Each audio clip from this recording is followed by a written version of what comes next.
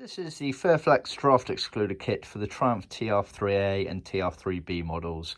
Unlike the earlier TRs where the draught excluders on the A post and B post were sewn vinyl material, on the TR3A and TR3B they switched to this tack-on Furflex material. Now Furflex is effectively a moquette, so it's like a thin carpet material with this flange on it with a rubber core inside. I'll actually grab this blue one here as it's probably a bit easier to see on the camera.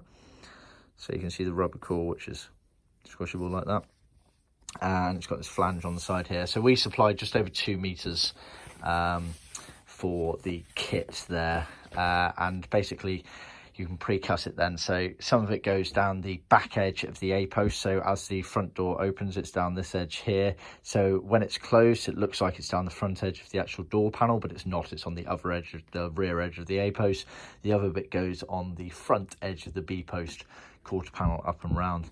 And it's basically it's just a simple way of trying to minimize the amount of air that gets in the car as it's going along, basically. So like I said, this is the tack-on version. So this was used on the TR3A and TR3B models. When they switched on the TR4 models upwards, they moved to a much more sort of complex version where it was sort of twisted metal covered in a furry material with then a sort of rubber that popped into a channel and things like that. So this is purely for the TR3A and TR3B.